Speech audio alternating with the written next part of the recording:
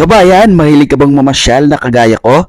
So tingnan nyo ito, samahan nyo ako sa aking adventure. Dito lang yan sa Sok Madinat. Tingnan natin kung anong meron dito. Tara, let's go!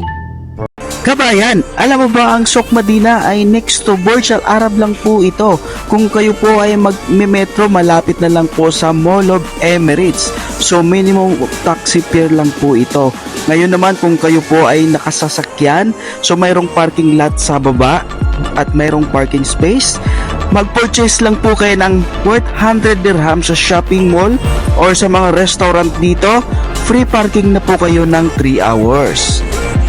Yes, sabihin nyo lang po sa cashier na nakaparking kayo sa baba at ibabalidit nila po ang inyong resibo na worth 100 dirham para libre na po kayo ng parking na 3 hours mga kabayan.